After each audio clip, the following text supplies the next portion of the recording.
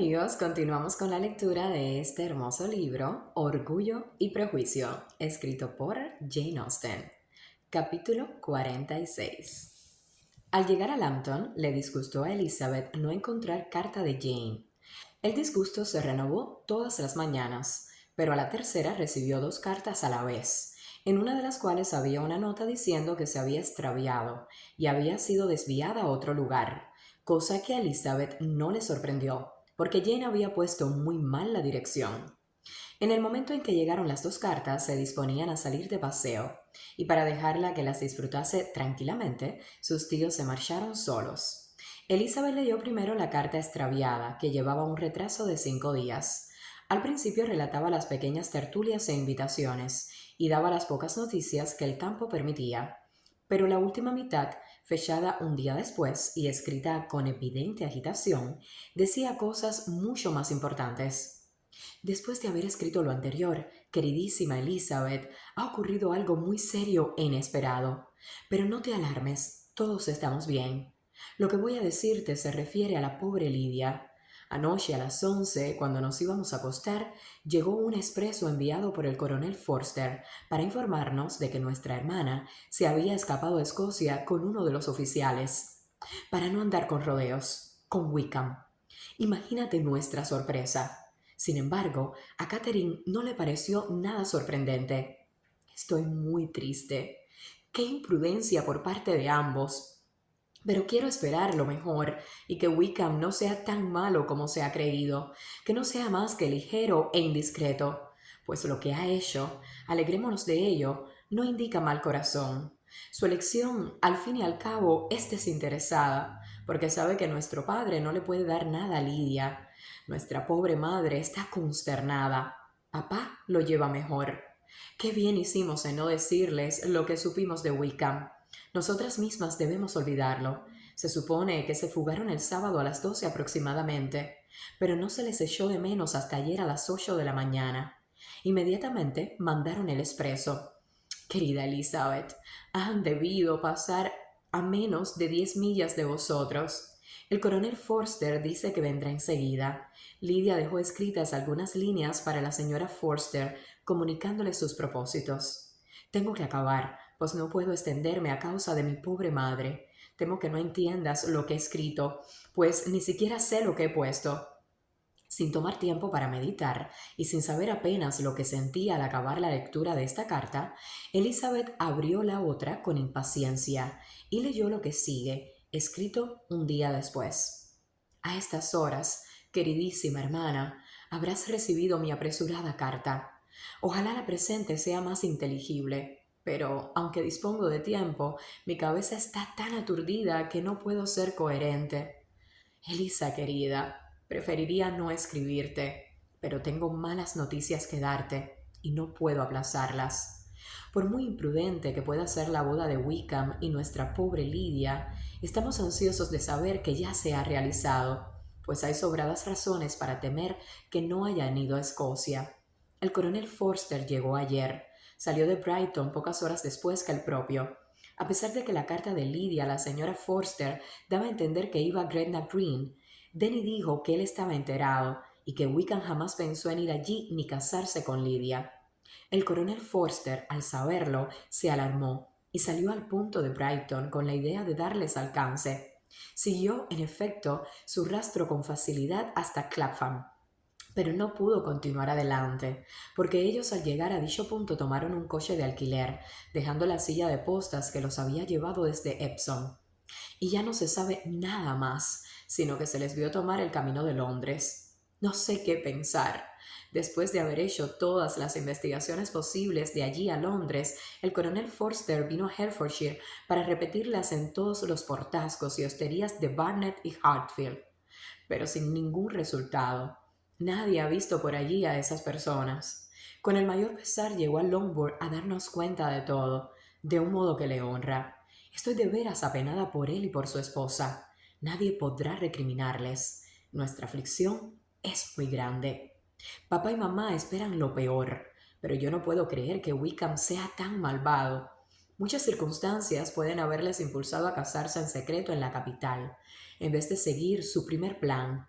Y aun en el caso de que él hubiese tramado la perdición de una muchacha de buena familia como Lidia, cosa que no es probable, ¿he de creerla a ella tan perdida? Imposible. Me desola, no obstante, ver que el coronel Forster no confía en que se hayan casado. Cuando yo le dije mis esperanzas, sacudió la cabeza y manifestó su temor de que Wickham no sea de fiar. Mi pobre madre está enferma de veras y no sale de su cuarto. En cuanto a mi padre, nunca le he visto tan afectado. La pobre Catherine está desesperada por haber encubierto los amores de Lydia y Wickham. Pero no hay que extrañarse de que las niñas se hiciesen confidencias. Queridísima Lizzie, me alegro sinceramente de que te hayas ahorrado estas dolorosas escenas, pero ahora que el primer golpe ya ha pasado, te confieso que anhelo tu regreso. No soy egoísta, sin embargo, hasta el extremo de rogarte que vuelvas si no puedes. Adiós. Tomo de nuevo la pluma para hacer lo que acabo de decirte que no haría, pero las circunstancias son tales que no puedo menos que suplicaros a los tres que vengáis cuanto antes. Conozco tan bien a nuestros queridos tíos que no dudo que accederán. A nuestro tío tengo además que pedirle otra cosa. Mi padre va a ir a Londres con el coronel Forster para ver si la encuentran. No sé qué piensan hacer, pero está tan abatido que no podrá tomar las medidas mejores y más expeditivas. Y el coronel Forster no tiene más remedio que estar en Brighton mañana por la noche. En esta situación, los consejos y la asistencia de nuestro tío serían de gran utilidad. Él se hará cargo de esto. Cuento con su bondad. ¿Dónde? ¿Dónde está mi tío? Exclamó Elizabeth alzándose de la silla en cuanto terminó de leer y resuelta a no perder un solo instante. Pero al llegar a la puerta, un criado la abría y entraba Darcy. El pálido semblante y el ímpetu de Elizabeth le asustaron. Antes de que él se hubiese podido recobrar lo suficiente para dirigirle la palabra, Elizabeth, que no podía pensar más que en la situación de Lidia, exclamó precipitadamente: Perdóneme, pero tengo que dejarle. Necesito hablar inmediatamente con el señor Gardiner de un asunto que no puede demorarse. No hay tiempo que perder. Dios mío, ¿de qué se trata? Preguntó él con más sentimiento que cortesía. Después, reponiéndose, dijo: No quiero detenerla ni un minuto, pero permítame que sea yo el que vaya en busca de los señores Gardiner, o mande a un criado. Usted no puede ir en esas condiciones. Elizabeth dudó, pero le temblaban las rodillas y comprendió que no ganaría nada con tratar de alcanzarlos. Por consiguiente, llamó al criado y le encargó que trajera sin dilación a sus señores, aunque dio la orden con voz tan apagada que casi no se le oía.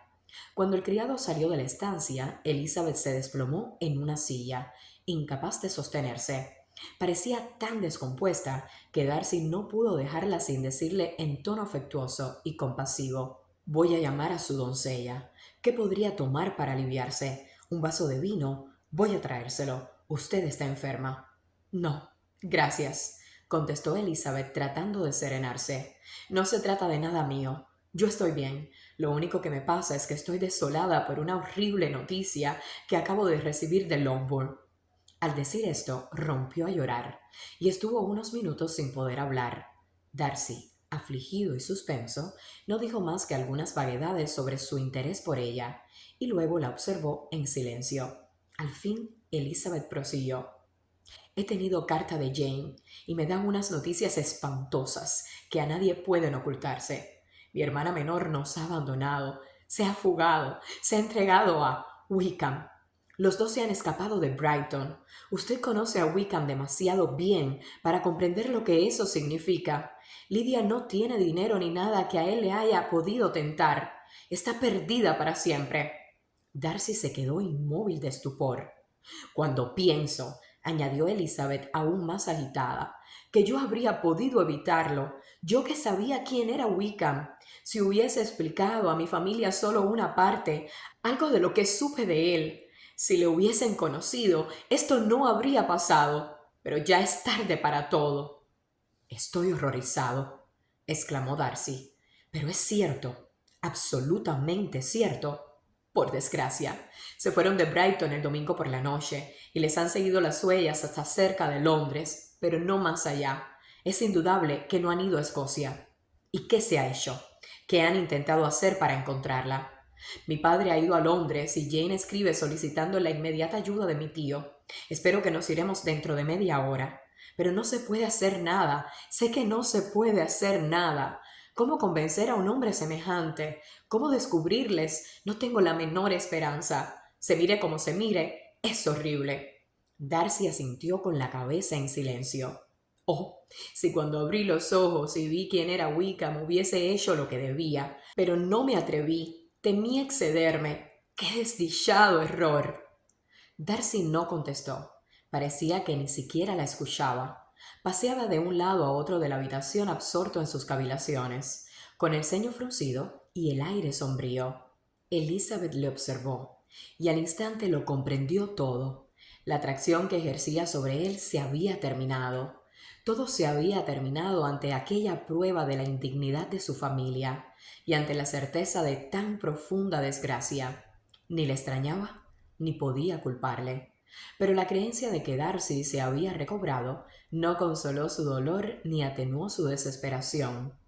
Al contrario, sirvió para que la joven se diese cuenta de sus propios sentimientos, y nunca sintió tan sinceramente como en aquel momento que podía haberle amado, cuando ya todo amor era imposible. Pero ni esta consideración logró distraerla. No pudo apartar de su pensamiento a Lidia, ni la humillación y el infortunio en que a todos les había sumido.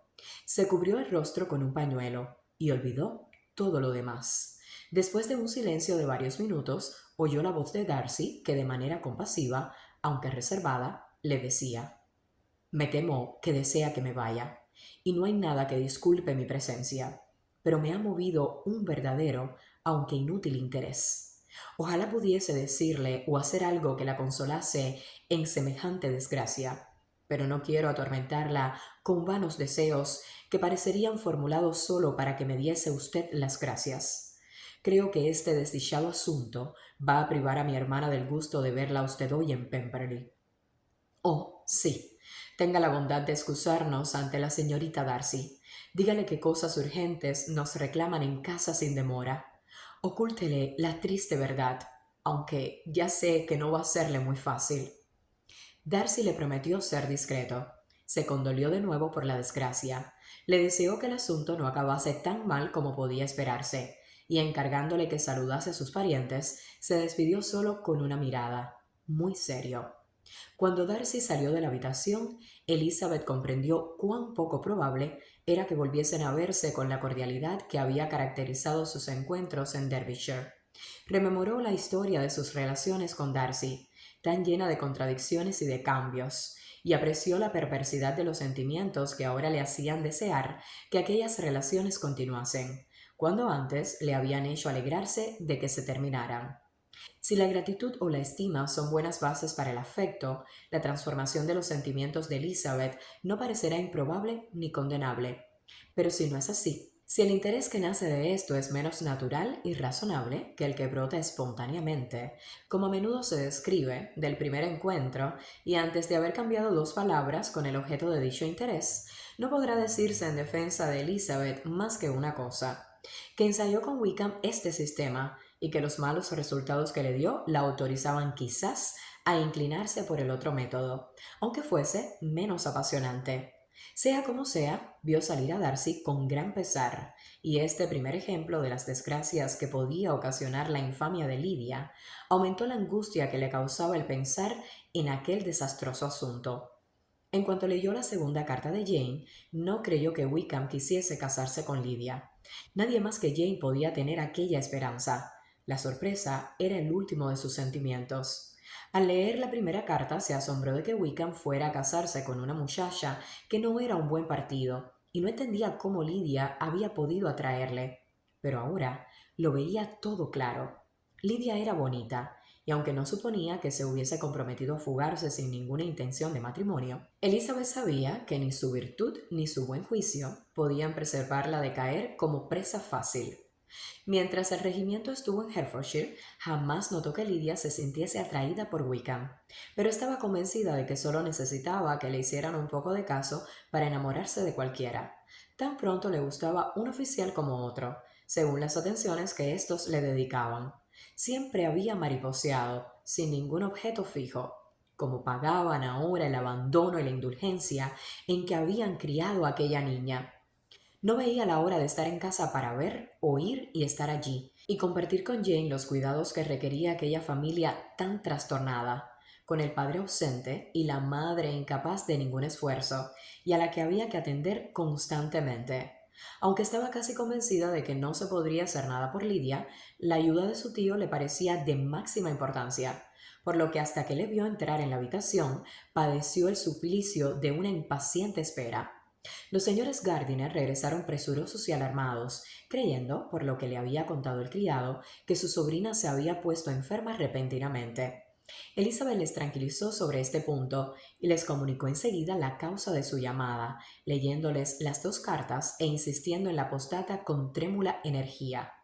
Aunque los señores Gardiner nunca habían querido mucho a Lidia, la noticia les afectó profundamente. La desgracia alcanzaba no solo a Lidia, sino a todos. Después de las primeras exclamaciones de sorpresa y de horror, el señor Gardiner ofreció toda la ayuda que estuviese en su mano. Elizabeth no esperaba menos y les dio las gracias con lágrimas en los ojos. Movidos los tres por un mismo espíritu, dispusieron todo para el viaje rápidamente. ¿Y qué haremos con Pemberley?, preguntó la señora Gardiner. John nos ha dicho que el señor Darcy estaba aquí cuando le mandaste a buscarnos. ¿Es cierto? Sí. Le dije que no estábamos en disposición de cumplir nuestro compromiso. Eso ya está arreglado. Eso ya está arreglado, repitió la señora Gardiner mientras corría al otro cuarto a prepararse. Están en tan estrechas relaciones como para haberle revelado la verdad. Como me gustaría descubrir lo que ha pasado. Pero su curiosidad era inútil. A lo sumo le sirvió para entretenerse en la prisa y la confusión de la hora siguiente. Si Elizabeth se hubiese podido estar con los brazos cruzados, habría creído que una desdichada como ella era incapaz de cualquier trabajo, pero estaba tan ocupada como su tía, y para colmo, había que escribir tarjetas a todos los amigos de Lambton para explicarles con falsas excusas su repentina marcha. En una hora estuvo todo despachado. El señor Gardiner liquidó mientras tanto la cuenta de la fonda y ya no faltó más que partir.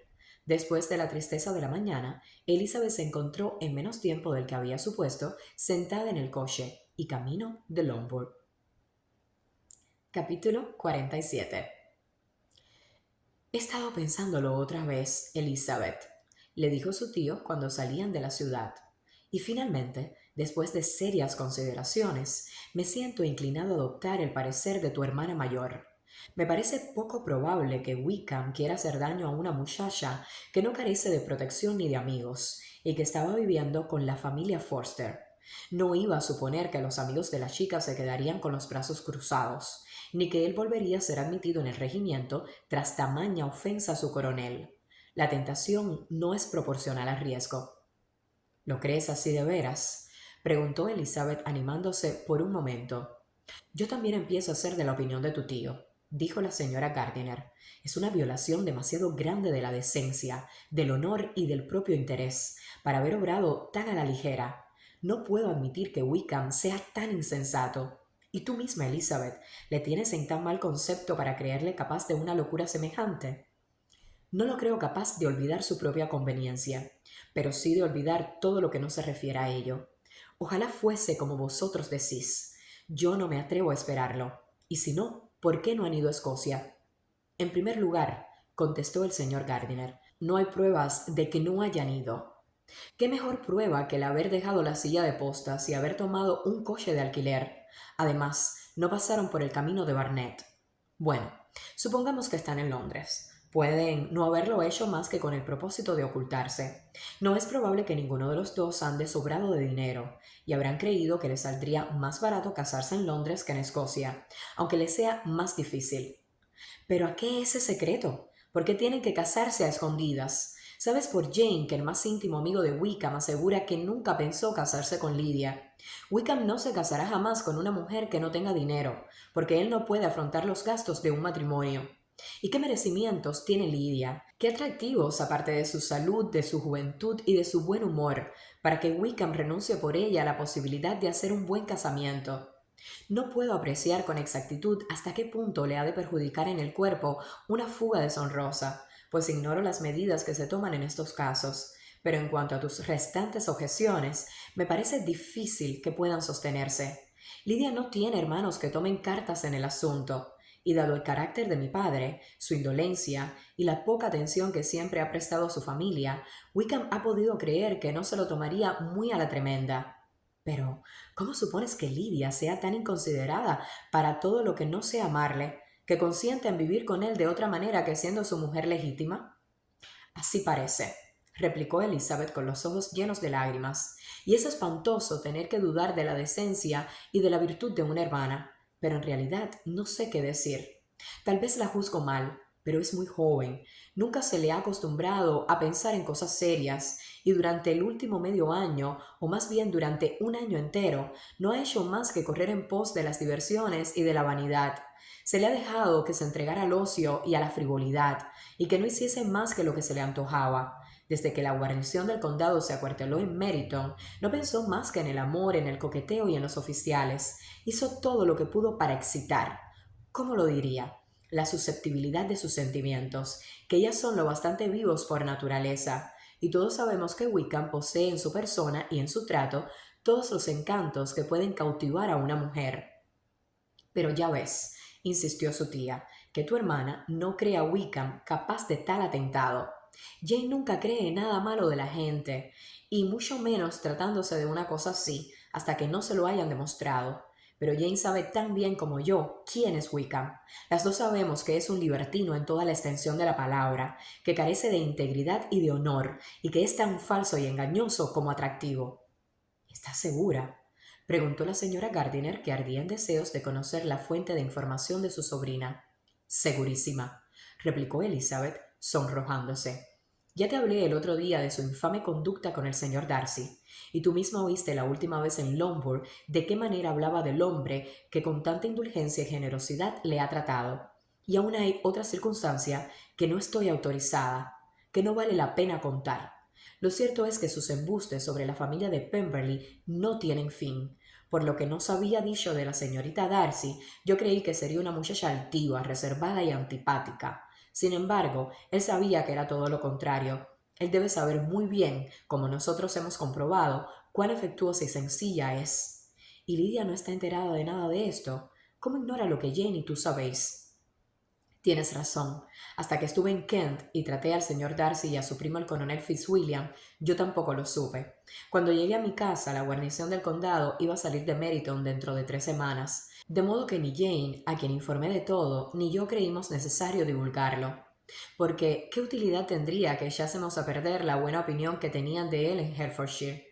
Y cuando se decidió que Lidia iría con los señores Forsters a Brighton, jamás se me ocurrió descubrirle la verdadera personalidad de Wickham, pues no me pasó por la cabeza que corriera ningún peligro de ese tipo. Ya comprendéis que estaba lejos de sospechar que hubiesen de derivarse tan funestas consecuencias. Cuando trasladaron la guarnición a Brighton, ¿no tenías idea de que hubiese algo entre ellos? Ni la más mínima.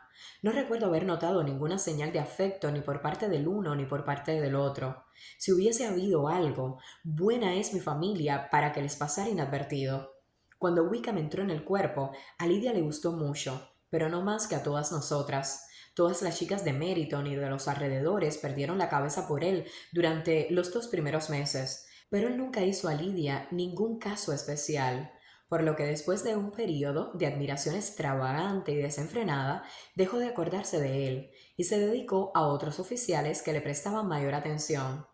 Aunque pocas cosas nuevas podían añadir a sus temores, esperanzas y conjeturas sobre tan interesante asunto, los viajeros lo debatieron durante todo el camino. Elizabeth no podía pensar en otra cosa. La más punzante de todas las angustias, el reproche a sí misma, le impedía encontrar el menor intervalo de alivio o de olvido. Anduvieron lo más deprisa que pudieron, pasaron la noche en una posada y llegaron a Longbourn al día siguiente, a la hora de comer. El único consuelo de Elizabeth fue que no habría hecho esperar a Jane demasiado. Los pequeños Gardiner, atraídos al ver un carruaje, esperaban de pie en las escaleras de la casa mientras éste atravesaba el camino de entrada. Cuando el coche paró en la puerta, la alegre sorpresa que brillaba en sus rostros y retozaba por todo su cuerpo haciéndoles dar saltos fue el preludio de su bienvenida. Elizabeth les dio un beso a cada uno y corrió al vestíbulo, en donde se encontró con Jane que bajaba a toda prisa de la habitación de su madre. Se abrazaron con efusión, con los ojos llenos de lágrimas, y Elizabeth preguntó sin perder un segundo si se había sabido algo de los fugitivos. Todavía no, respondió Jane, pero ahora que ya ha llegado nuestro querido tío, espero que todo vaya bien. ¿Está papá en la capital? Sí, se fue el martes, como te escribí. ¿Y qué noticias habéis tenido de él?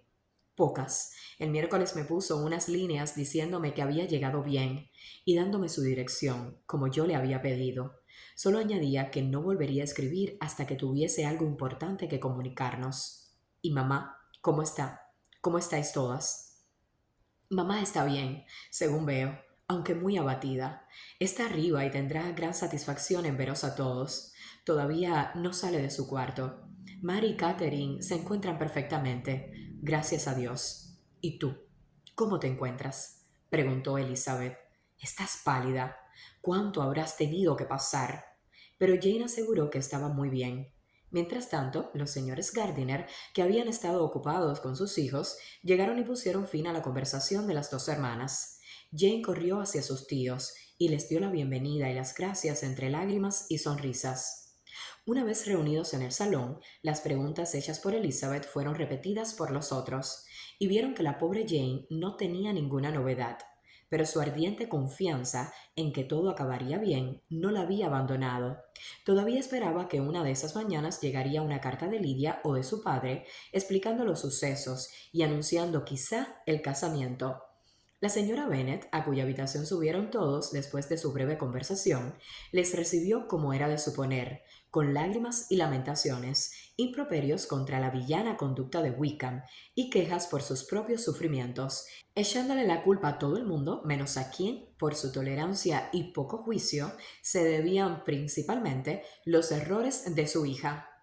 Si hubiera podido, decía, realizar mi proyecto de ir a Brighton con toda mi familia, eso no habría ocurrido. Pero la pobre Lidia no tuvo a nadie que cuidase de ella. Los Forsters no tenían que haberla perdido de su vista. Si la hubiesen vigilado bien, no habría hecho una cosa así. Lidia no es de esa clase de chicas. Siempre supe que los Forsters eran muy poco indicados para hacerse cargo de ella, pero a mí no se me hizo caso, como siempre. Pobre niña mía. Y ahora Bennet se ha ido, y supongo que desafiará a Wickham donde quiera que le encuentre, y como morirá en el lance, ¿qué va a ser de nosotras? Los Collins nos echarán de aquí antes de que él esté frío en su tumba, y si tú, hermano mío, no nos asistes, no sé qué haremos. Todos protestaron contra las terroríficas ideas. El señor Gardiner le aseguró que no les faltaría su amparo, y dijo que pensaba estar en Londres al día siguiente para ayudar al señor Bennet con todo su esfuerzo para encontrar a Lidia. No os alarméis inútilmente, añadió, aunque bien está prepararse para lo peor. Tampoco debe darse por seguro. Todavía no hace una semana que salieron de Brighton. En pocos días más averiguaremos algo, y hasta que no sepamos que no están casados y que no tienen intenciones de hacerlo, no demos el asunto por perdido. En cuanto llegue a Londres, recogeré a mi hermano y me lo llevaré a Gracechurch Street. Juntos deliberaremos lo que haya que hacer. Oh, querido hermano mío, exclamó la señora Bennet, ese es justamente mi mayor deseo. Cuando llegues a Londres, encuéntralos donde quiera que estén, y si no están casados, haz que se casen. No les permitas que demoren la boda por el traje de novia. Dile a Lidia que tendré todo el dinero que quiera para comprárselo después. Y sobre todo, impide que Bennet se bata en duelo con Wickham. Dile en el horrible estado en que me encuentro, destrozada, trastornada, con tal temblor y agitación, tales convulsiones en el costado, tales dolores de cabeza y tales palpitaciones, que no puedo reposar ni de día ni de noche.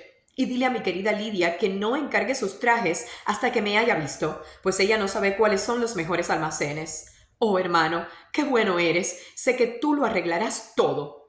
El señor Gardiner le repitió que haría todo lo que pudiera y le recomendó que moderase sus esperanzas y sus temores. Conversó con ella de este modo hasta que la comida estuvo en la mesa y la dejó que se desahogase con el ama de llaves que la asistía en ausencia de sus hijas. Aunque su hermano y su cuñada estaban convencidos de que no había motivo para que no bajara a comer, no se atrevieron a pedirle que se sentara con ellos a la mesa, pues temían su imprudencia delante de los criados, y creyeron preferible que solo una de ellas, en la que más podían confiar, se enterase de sus cuitas.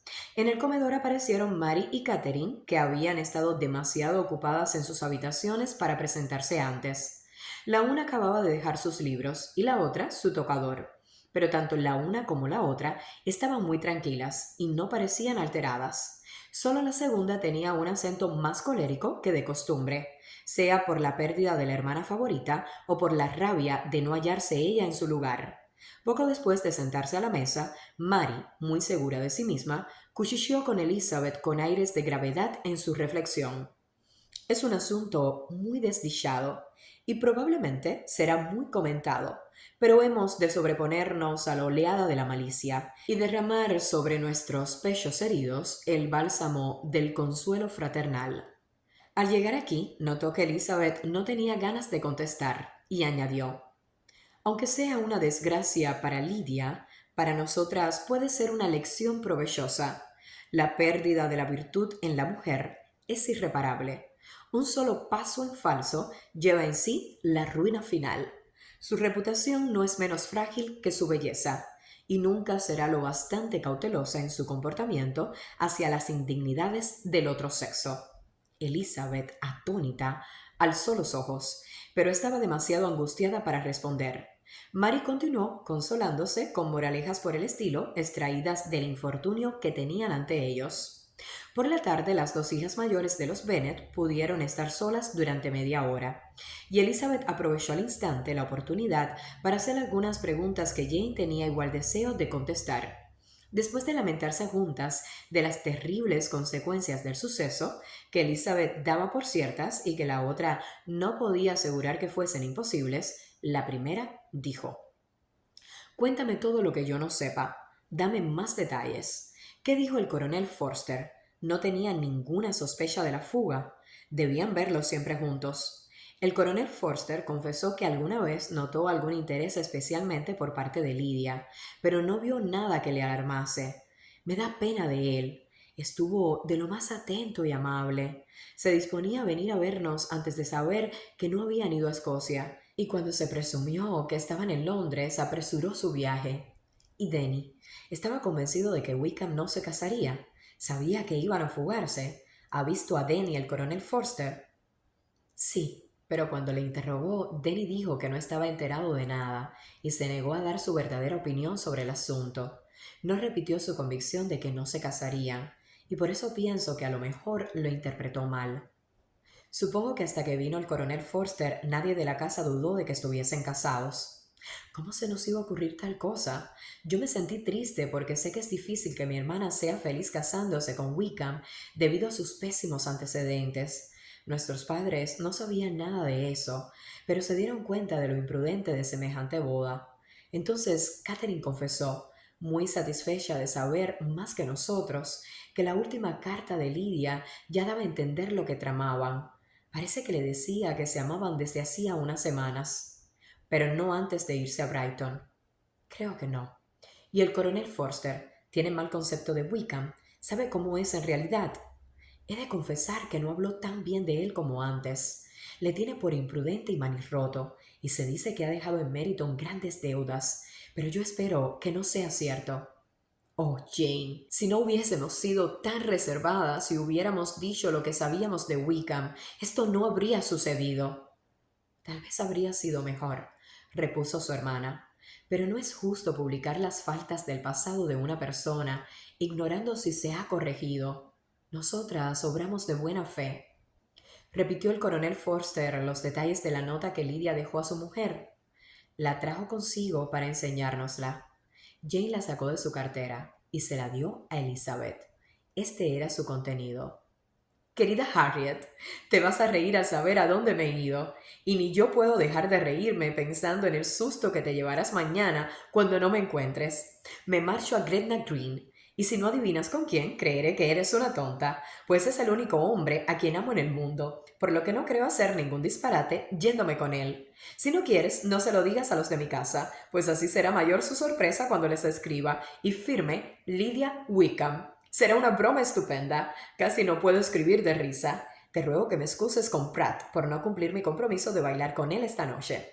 Dile que espero que me perdone cuando lo sepa todo, y también que bailaré con él con mucho gusto en el primer baile en que nos encontremos. Mandaré por mis trajes cuando vaya a Longbourn, pero dile a Sally que arregle el corte del vestido de muselina de casa antes de que lo empaquetes.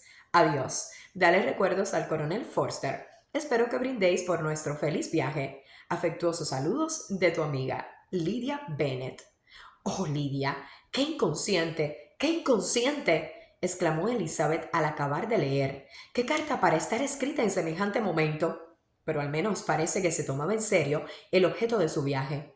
No sabemos a qué puede haberla arrastrado Wickham, pero el propósito de Lydia no era tan infame. Pobre padre mío, cuánto lo habrá sentido. Nunca había a nadie tan abrumado. Estuvo 10 minutos sin poder decir una palabra. Mamá se puso mala enseguida. Había tal confusión en toda la casa. ¿Hubo algún criado que no se enterase de toda la historia antes de terminar el día? No sé, creo que no. Pero era muy difícil ser cauteloso en aquellos momentos. Mamá se puso histérica, y aunque yo la asistí lo mejor que pude, no sé si hice lo que debía. El horror de lo que había sucedido casi me hizo perder el sentido. Te has sacrificado demasiado por mamá. No tienes buena cara. Ojalá hubiese estado yo a tu lado. Así habrías podido cuidarte tú. Mary y Catherine se portaron muy bien, y no dudo de que me habrían ayudado, pero no lo creí conveniente para ninguna de las dos. Catherine es débil y delicada, y Mary estudia tanto que sus horas de reposo no deben ser interrumpidas. Tía Phyllis vino a Longbourn el martes, después de marcharse papá, y fue tan buena que se quedó conmigo hasta el jueves. Nos ayudó y animó mucho a todas. Lady Lucas estuvo también muy amable. Vino el viernes por la mañana para condolerse y ofrecernos su servicio en todo lo que le fuera posible y enviarnos a cualquiera de sus hijas si creíamos que podrían sernos útiles. Más habría valido que se hubiese quedado en su casa, dijo Elizabeth. Puede que sus intenciones fueran buenas, pero en desgracias como esta se debe rehuir de los vecinos. No pueden ayudarnos si su condolencia es ofensiva. Que se complazcan criticándonos a distancia. Preguntó entonces cuáles eran las medidas que pensaba tomar su padre en la capital con objeto de encontrar a su hija. Creo que tenía la intención de ir a Epsom, contestó Jane, que es donde ellos cambiaron de caballos por última vez. Hablará con los postillones y verá qué puede sonsacarles. Su principal objetivo es descubrir el número del coche de alquiler con el que salieron de Clapham, que había llegado de Londres con un pasajero. Y como mi padre opina que el hecho de que un caballero y una dama cambien de carruaje puede ser advertido, quiere hacer averiguaciones en Clapham. Si pudiese descubrir la casa en la que el cochero dejó al viajero, no sería difícil averiguar el tipo de coche que era y el número. No sé qué otros planes tendría, pero tenía tal prisa por irse y estaba tan desolado que solo pude sacarle esto. Capítulo 48. Todos esperaban carta del señor Bennet a la mañana siguiente, pero llegó el correo y no trajo ninguna línea suya. Su familia sabía que no era muy aficionado a escribir, pero en aquella ocasión creían que bien podía ser una excepción. Se vieron, por tanto, obligados a suponer que no había buenas noticias, pero incluso en ese caso preferían tener la certeza.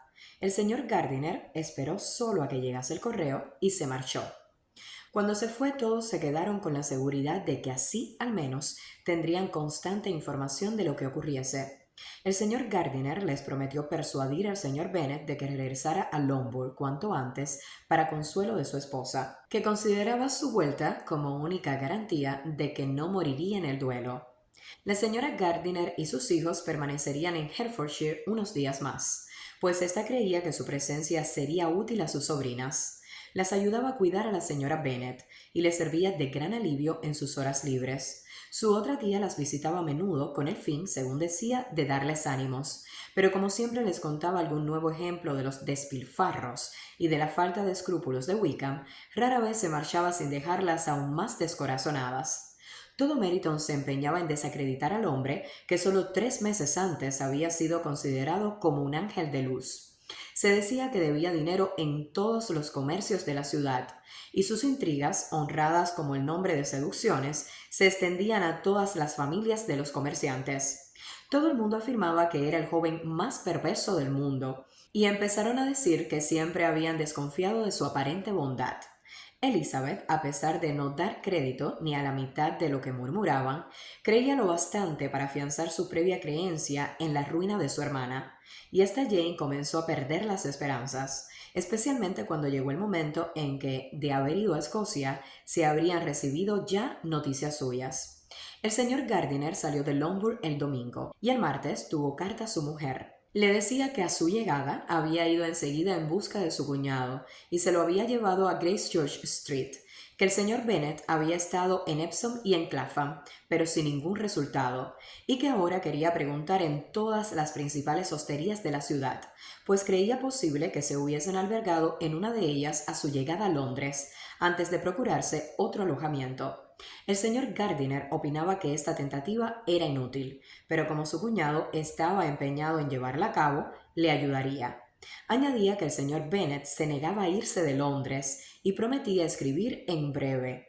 En una postdata decía lo siguiente: he escrito al coronel Forster suplicándole que averigüe entre los amigos del regimiento si Wickham tiene parientes o relaciones que puedan saber en qué parte de la ciudad estará oculto. Si hubiese alguien a quien se pudiera acudir con alguna probabilidad de obtener esa pista, se adelantaría mucho. Por ahora no hay nada que nos oriente. No dudo que el coronel Forster hará todo lo que esté a su alcance para complacernos, pero quizá Elizabeth pueda indicarnos mejor que nadie si Wickham tiene algún pariente. Elizabeth comprendió el porqué de esta alusión, pero no podía corresponder a ella. Jamás había oído decir si tenía parientes aparte de su padre y su madre muertos hacía muchos años, pero era posible que alguno de sus compañeros fuese capaz de dar mejor información, y aunque no era optimista, consideraba acertado preguntarlo. En Lockwood los días transcurrían con gran ansiedad que crecía con la llegada del correo. Todas las mañanas esperaban las cartas con impaciencia.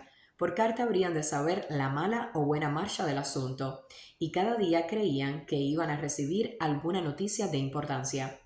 Pero antes de que volvieran a saber del señor Gardiner, llegó de Hunsford una misiva para el señor Bennet de su primo Collins. Como Jane había recibido la orden de leer en ausencia de su padre todo lo que recibiese, abrió la carta. Elizabeth, que sabía cómo eran las epístolas de Collins, leyó también por encima del hombro de su hermana. Decía así: mi querido señor, nuestro parentesco y mi situación en la vida me llevan a darle mis condolencias por la grave aflicción que está padeciendo en la presente calamidad, que ha de ser muy amarga, puesto que el tiempo no la puede borrar. No faltarán argumentos por mi parte para aliviar tan tremenda desventura, o servir de consuelo en circunstancias que para un padre han de ser más penosas que para todos los demás.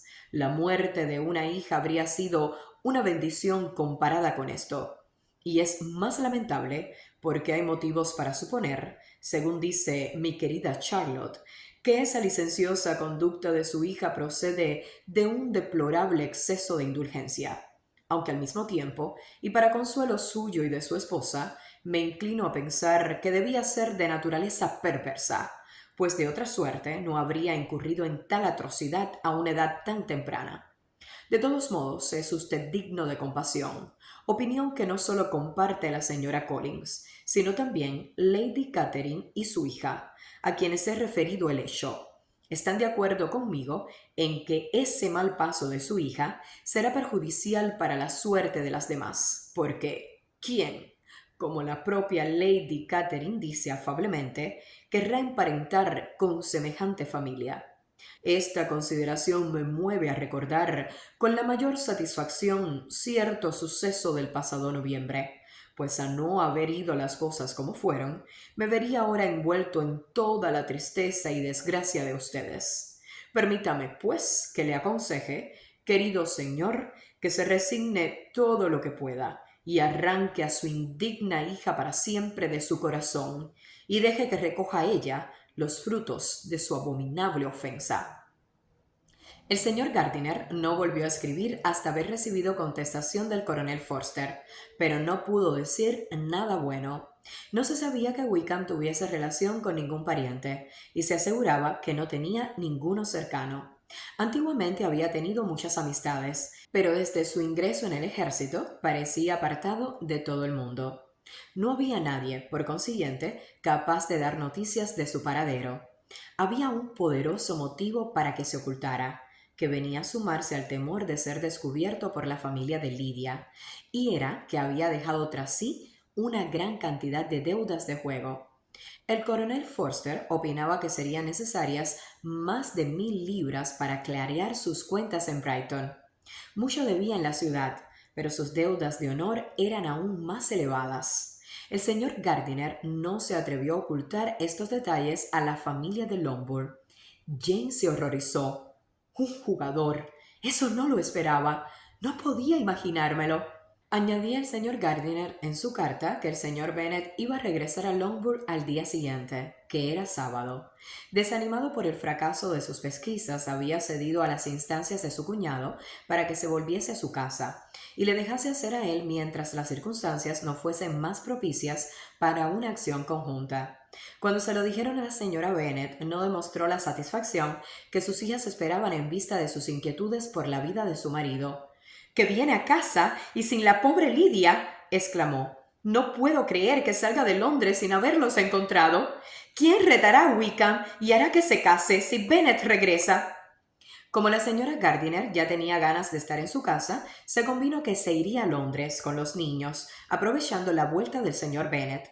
Por consiguiente, el coche de Longbourn les condujo hasta la primera etapa de su camino y trajo de vuelta al señor Bennet. La señora Gardiner se fue perpleja aún al pensar en el encuentro casual de Elizabeth y su amigo de Derbyshire en dicho lugar. Elizabeth se había abstenido de pronunciar su nombre, y aquella especie de semi-esperanza que la tía había alimentado de que recibirían una carta de él al llegar a Longbourn se había quedado en nada. Desde su llegada, Elizabeth no había tenido ninguna carta de Pemberley. El desdichado estado de toda la familia hacía innecesaria cualquier otra excusa para explicar el abatimiento de Elizabeth. Nada, por lo tanto, podía conjeturarse sobre aquello, aunque Elizabeth, que por aquel entonces sabía a qué atenerse acerca de sus sentimientos, le constaba que, de no ser por Darcy, habría soportado mejor sus temores por la deshonra de Lidia. Se habría ahorrado 1 o 2 noches de no dormir. El señor Bennet llegó con su acostumbrado aspecto de filósofo. Habló poco, como siempre. No dijo nada del motivo que le había impulsado a regresar, y pasó algún tiempo antes de que sus hijas tuvieran el valor de hablar del tema. Por la tarde, cuando se reunió con ellas a la hora del té, Elizabeth se aventuró a tocar la cuestión. Expresó en pocas palabras su pena por lo que su padre debía haber sufrido, y éste contestó: «Déjate. ¿Quién iba a sufrir sino yo? Ha sido por mi culpa, y está bien que lo pague». «No seas tan severo contigo mismo», replicó Elizabeth. «No hay contemplaciones que valgan en males tan grandes. La naturaleza humana es demasiado propensa a recurrir a ellas». «No, Lizzie. Deja que una vez en la vida me dé cuenta de lo mal que he obrado. No voy a morir de la impresión. Se me pasará pronto». «¿Crees que están en Londres?» «Sí. ¿Dónde si no podrían estar tan bien escondidos?» «Y Lidia siempre deseó tanto ir a Londres», añadió Catherine. «Entonces debe de ser feliz», dijo su padre fríamente, «y no saldrá de allí en mucho tiempo». Después de un corto silencio, prosiguió: «Lizzie, no me guardes rencor por no haber seguido tus consejos del pasado mayo. Lo ocurrido demuestra que eran acertados». En ese momento fueron interrumpidos por Jane, que venía a buscar el té para su madre. «Mira qué bien», exclamó el señor Bennet. «Eso presta cierta elegancia al infortunio. Otro día haré yo lo mismo. Me quedaré en la biblioteca con mi gorro de dormir y mi batín, y os daré todo el trabajo que pueda. ¿O acaso lo deje para cuando se escape Catherine?» «Yo no voy a escaparme, papá», gritó Catherine furiosa. «Si yo hubiese ido a Brighton, me habría portado mejor que Lidia».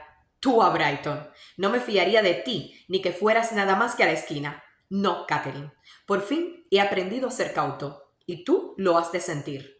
No volverá a entrar en esta casa un oficial aunque vaya de camino. Los bailes quedarán absolutamente prohibidos, a menos que os acompañe una de vuestras hermanas, y nunca saldréis ni a la puerta de la casa, sin haber demostrado que habéis vivido 10 minutos del día de un modo razonable. Catherine se tomó en serio todas estas amenazas y se puso a llorar. Bueno, bueno, dijo el señor Bennet, no te pongas así. Si eres buena chica, en los próximos 10 años, en cuanto pasen, te llevaré a ver un desfile. Si estás disfrutando conmigo la lectura de este maravilloso libro, por favor, suscríbete al canal y dale me gusta al video. Gracias.